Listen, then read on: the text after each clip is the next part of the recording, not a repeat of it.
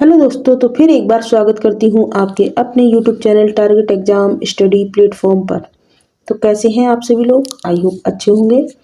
तो आज का जो हमारा टॉपिक है मनोविज्ञान से है। आज हम मनोविज्ञान को कवर करेंगे और देखेंगे कि सीटेट के एग्जाम में मनोविज्ञान से किस किस तरह के क्वेश्चन पूछे जाते हैं। तो आप लोग अपने नोट्स मेंटेन करते हुए चलिए और वीडियो को शुरू से लेकर एंड तक देखिए। जो भाई बहन पहली बार जुड़ रहे हो वो चैनल को सब्सक्राइब कर लें। तो देखते हैं आज की वीडियो का पहला क्वेश्चन। विकास कभी ना रुकने वाली एक प्रक्रिया है। ये सिद्धांत जो है वो किससे संबंधित है? निरंतरता के सिद्धांत से, व्यक्तिक अंतर के सिद्धांत से, एकीकरण के सिद्धांत से, या फिर विकास क्रम की एकरूपता के सिद्धांत से? गैस कीजिए। विकास कभी ना रुकने वाली एक प्रक्रिया है। तो देखिए, जो चीजें हमेशा चलती रहती हैं, अनवरत चलती रहती हैं, वो क्या कहलाती हैं? किस सिद्धांत से रिलेट करती हैं? तो वो देखिए निरंतरता के सिद्धांत से रिलेट करती हैं। तो यहाँ पर आपका जो ऑप्शन ए होगा वो राइट हो जाएगा। नेक्स्ट क्वेश्चन है भूख और प्यास। यहाँ पर देखिए प्यास लिखा है। भूख और प्यास है क्या है? व्यक्तिगत प्रेरक हैं, जन्मजात प्रेरक हैं, सामाजिक प्रेरक हैं, या फिर अर्जित प्रेरक हैं? इस पे स्टार मार्क कर लें, काफी इंपॉर्टेंट क्वेश्चन है। भूख प्यास क्या है? देखिए भूख और प्यास बच्चा जो होता है वो माँ के गर्भ से लेकर आता है। क्या आप भूख और प्यास को पैदा होने के बाद अर्जित करते हैं? नहीं ना। तो ये किससे रिलेट करेगा? जन्मजात प्रेरक। ये कैसा है प्रेरक? तो ये जन्मजात प्रेरक है। भूख और प्यास जन्मजात प्रेरक है, ऑप्शन बी। अब देखते हैं नेक्स्ट क्वेश्चन। बच्चे के लिए निःशुल्क एवं अनिवार्य शिक्षा का जो अधिकार है कितने वर्ष के बच्चे के लिए लागू होता है? बच्चे के लिए जो अनिवार्य एवं निःशुल्क शिक्षा का अधिकार है वो कितने वर्ष के बच्चे के लिए लागू होता है? 6 से 14 वर्ष, 7 से 13 वर्ष, 5 से 11 वर्ष, या फिर 6 से 12 वर्ष? तो देखिए 6 से 14 वर्ष के बच्चे पर लागू होता है। 6 से 14 वर्ष के बच्चे पर लागू होता है। अनिवार्य शिक्षा का अधिकार कब आया था? यदि आपसे ये पूछा जाता है कब आया था, तो ये आया था 2009 में। कब आया था? 2009 में। यदि पूछा जाए ये लागू कब हुआ था, यानी जो आरटी एक्ट भारत में लागू कब हुआ था? Right to education. कभी कभी इसकी फुल फॉर्म भी आती है कि आरटी एक्ट जो है इसकी फुल फॉर्म क्या है? तो राइट टू एजुकेशन। ये कब लागू हुआ था? तो ये हुआ था 1 अप्रैल 2010 में। कौन सा संशोधन था? अनुच्छेद 21 से 86वां संशोधन। इस तरह के क्वेश्चन भी इससे संबंधित है और पूछे भी जाते हैं एग्जाम में। अब देखते हैं नेक्स्ट क्वेश्चन। नेक्स्ट क्वेश्चन है आपका आधुनिक मनोविज्ञान का अर्थ क्या है? आधुनिक मनोविज्ञान है किस पर आधारित है?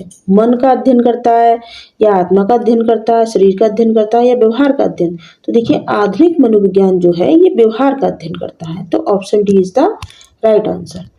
नेक्स्ट क्वेश्चन है बालकों में संस्कार का प्रारंभ कहाँ से होता है? बालकों में संस्कार का प्रारंभ कहाँ से होता है? विद्यालय से, परिवार से, सिनेमा घर से, या खेल के मैदान से?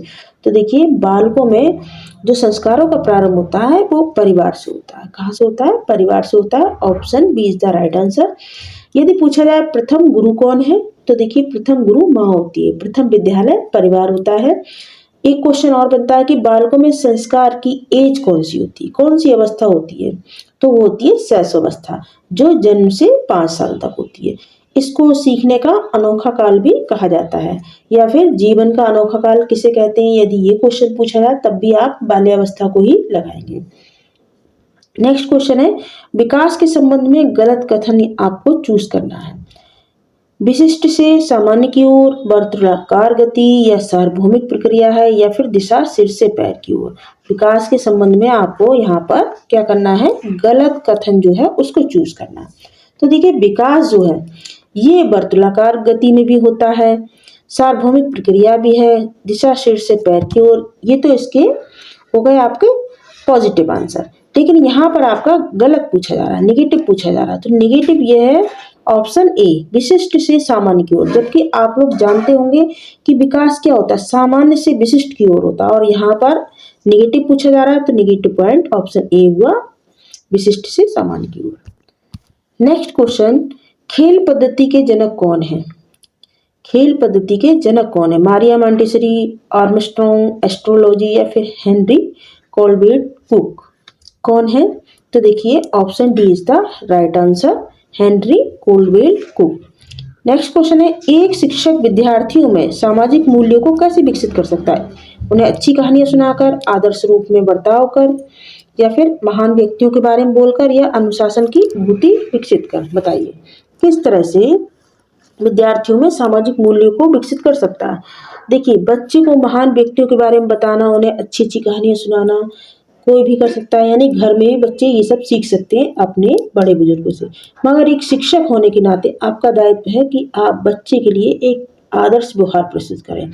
आप अपना बिहेवियर यदि बच्चे के सामने पॉजिटिव नहीं रखोगे तो आप बच्चे के अंदर सामाजिक मूल्यों को विकसित नहीं कर पाओगे। तो यहाँ पर जो आपका राइट आंसर होगा वो ऑप्शन बी होगा। Option B is the right answer.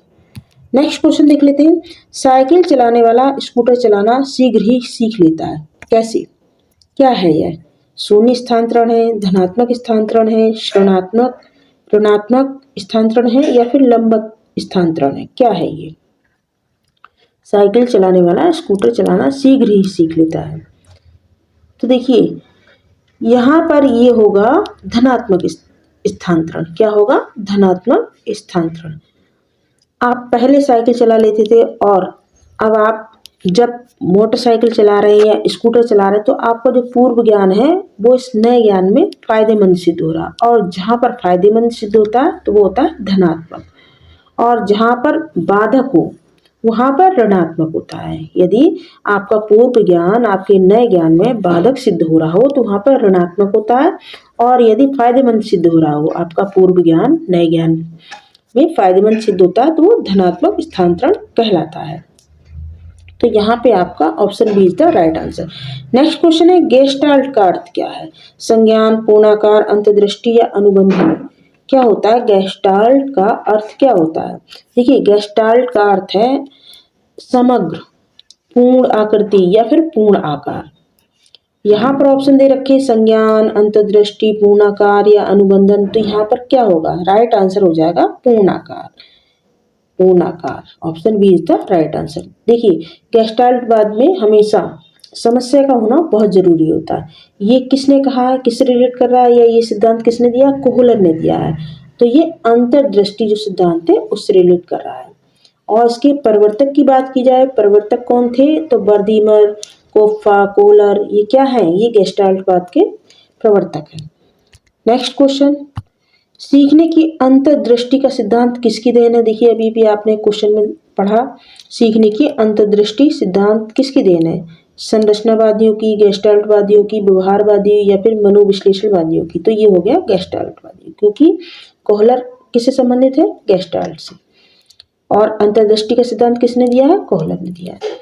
Next question, निम्नलिखित में से क्या मानव की ज्ञानेंद्रियां नहीं है? आप लोग ज्ञानेंद्रिय जानते होंगे, आँख, नाक, कान, त्वचा, जीभ।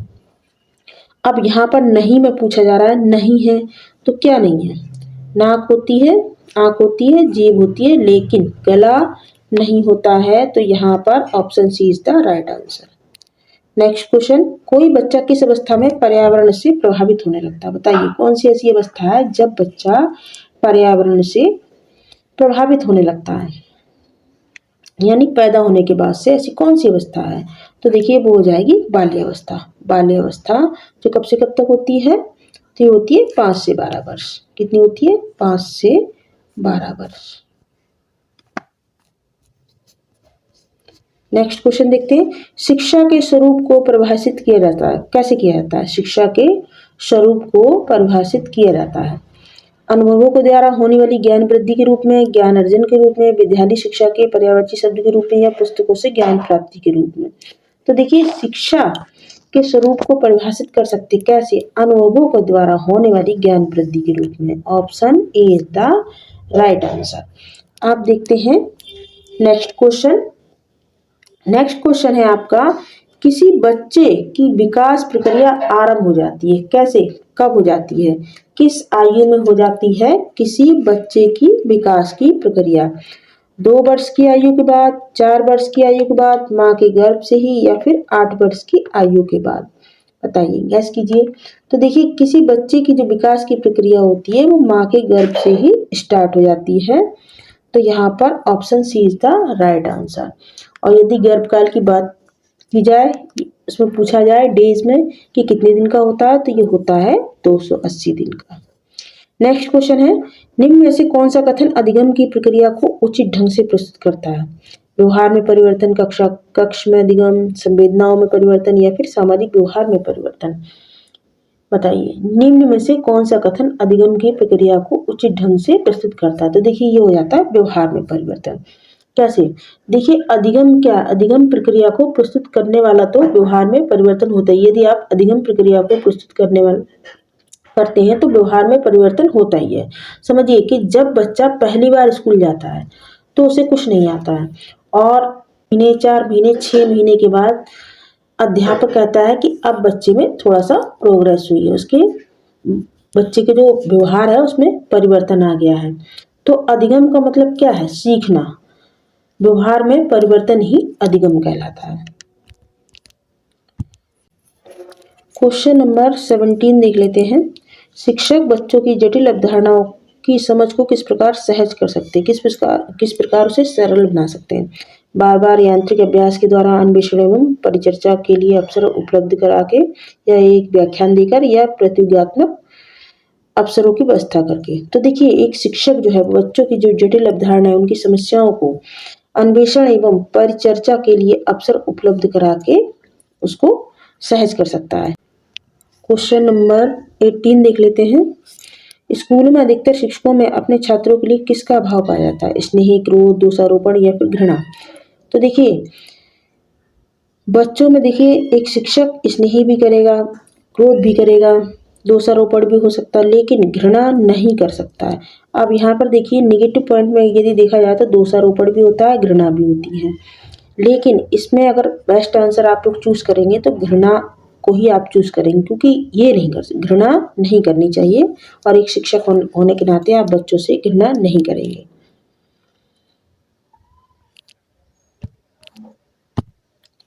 नेक्स्ट क्वेश्चन है, प्रतिभाशाली शिक्षार्थी हैं, कैसे होते हैं? प्रतिभाशाली जो शिक्षार्थी होते हैं कैसे होते हैं? अपसारी चिंतक होते हैं, अभिसारी चिंतक होते हैं, बहिर्मुखी होते हैं, या फिर बहुत परिश्रमी होते हैं?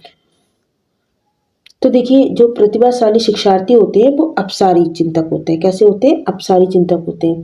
जो बच्चे जो बच्चे किसी समस्या को एक और उसके जो समाधान कई तरीकों से करते हैं, जैसे समझिए कि जहाँ पर हम चीज़ों को क्रिएटिव तरीके से सोचते हैं, और जहाँ समस्या एक हो और समाधान उसके अनेक हों, तो वो क्या कहलाते हैं? अपसारी चिंतक। और जहाँ बच्चा समस्या एक और समाधान भी एक ही होता है तो वो अभिसारी चिंतक कहलाते हैं। नेक्स्ट क्वेश्चन है, निम्नलिखित में से किसमें मूल प्रवृत्ति संबंध संवेग से मेल नहीं खाती है? देखिए, भय से आप लोग क्या करते हैं? पलायन कब होता है? जब भय होता है। युद्ध प्रियता यानी युद्ध कब होता है? जब क्रोध होता है। संवेदना, आश्चर्य, और चौथा है आपका अप्रियता, घृणा। देखिए, जब कोई आपको अप्रिय लगता है तो आप घृणा करते हैं, लेकिन संवेदना में आश्चर्य नहीं होता। क्या नहीं होता? संवेदना के साथ में आश्चर्य नहीं होता, क्योंकि आश्चर्य किससे जुड़ा है? जिज्ञासा से जुड़ा है। तो यहाँ पर यही आपका नेगेटिव पॉइंट है, यानी नेगेटिव आपसे आंसर पूछा गया तो यही आपका नेगेटिव होगा। नेक्स्ट क्वेश्चन, कम गति से सीखने वाले बच्चों के लिए अध्यापक को क्या करना चाहिए? टोली शिक्षण, प्रोत्साहन, या अतिरिक्त ध्यान व शिक्षण? बताइए क्या करना चाहिए। एक ऑप्शन और मैं आपको यहाँ पर दे रही हूँ, ऑप्शन नंबर डी, इनमें से सभी।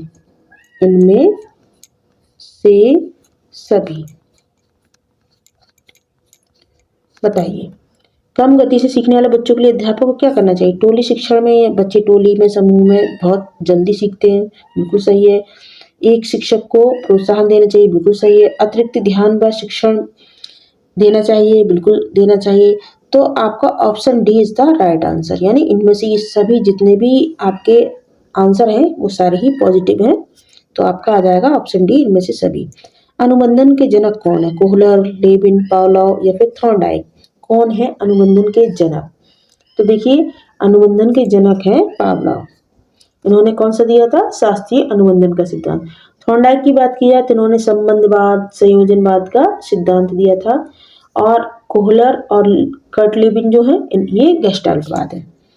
नेक्स्ट क्वेश्चन, मनोविज्ञान ने शिक्षा को बना दिया, कैसा बना दिया? शिक्षक केंद्रित, बाल बाल केंद्रित, विषय केंद्रित या पाठ्यचर्या केंद्रित, किस तरह का?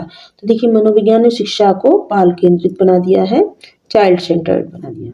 नेक्स्ट क्वेश्चन है पर्यटन विधि के जनक कौन है? कुमारी हेलन पार्क, हेनरी कार्लवेल कुक या फिर पेस्टोलॉजी या फिर आर्मस्ट्रॉन्ग, बताइए कौन है? तो देखिए पर्यटन विधि के जो जनक हैं वो हैं पेस्टोलॉजी। नेक्स्ट क्वेश्चन खोज अनुसंधान विधि, खोज अनुसंधान विधि या फिर इसको ह्यूरिस्टिक विधि भी कह सकते हैं, इसके जनक कौन है? कभी कभी अन्वेषण विधि भी लिखा हुआ आता है, ये तीनों इसी से संबंधित है, यानी ह्यूरिस्टिक विधि से या खोज अनुसंधान विधि से ही संबंधित है। इसके जनक का नाम पूछा जा रहा है कौन है? आर्मस्ट्रॉन्ग या फिर कुमारी हेलन पार्क, हेनरी कार्लवेल कुक या फिर पेस्टोलॉजी। तो देखिए इसका राइट आंसर ऑप्शन ए हो जाएगा आपका आर्मस्ट्रॉन्ग, यानी खोज विधि या ह्यूरिस्टिक विधि के जो जनक है वो है Armstrong. So thanks for watching. आपको वीडियो कैसा लगा? वीडियो आपको अच्छा लगा हो तो इसको ज़्यादा से ज़्यादा शेयर करें और चैनल को सब्सक्राइब करें। Thank you.